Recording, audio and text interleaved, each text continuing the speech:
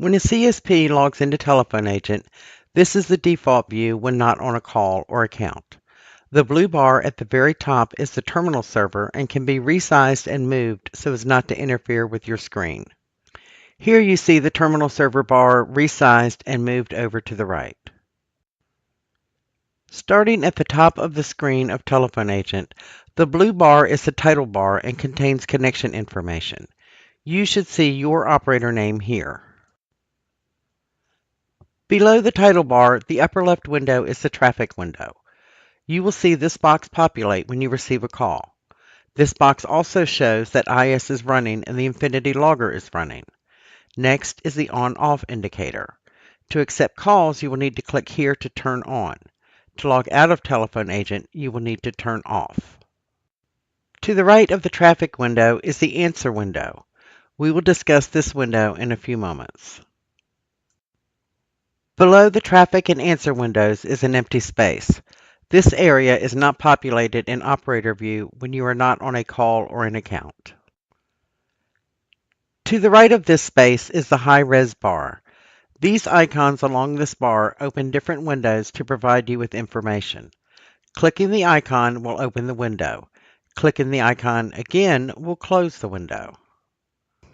Starting at the top of the high-res bar, the reader board gives the number of calls waiting, the average time to answer, and how many operators are logged in and turned on or turned off. Next is the bulletin board. This screen will also appear when you first log into Telephone Agent and is important information that you should read when starting your shift or if it changes during your shift. This icon is for WinOp Chat and is not used by Answer First. This icon is for the follow-up list and is not currently being used.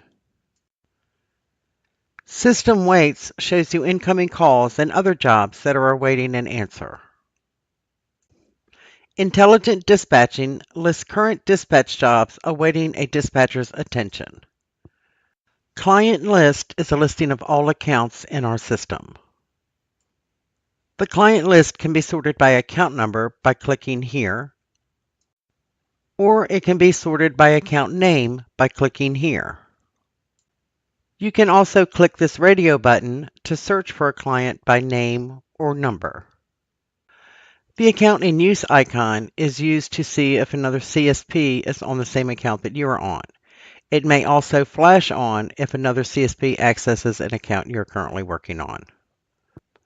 Dashboard is a graphical illustration of reader board information. The next icon is IS Messenger and should never be used. It will lock your system and you will need to boot yourself out and log back in.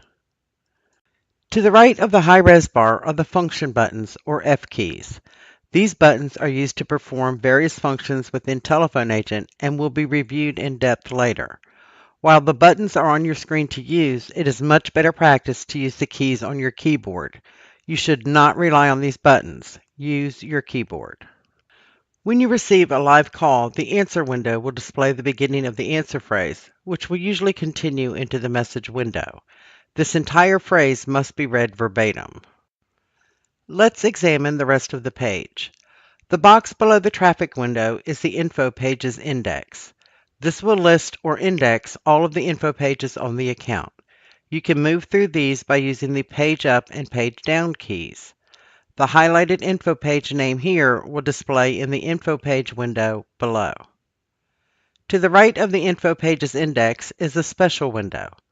This window will contain any temporary instructions or information called specials for the account and overrides all other instructions.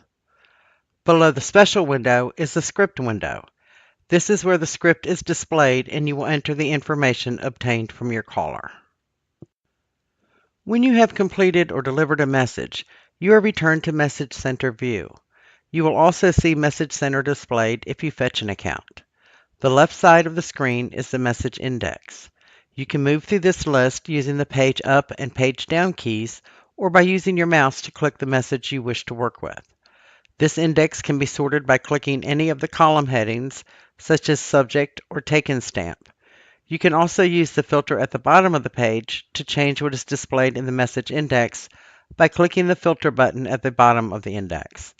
None of the other buttons here should be used. When you click the Filter button, this window opens with several options. The most used option is the Time Taken filter, and you can change the time period for messages displayed in the message index. The message window is to the right of the message index.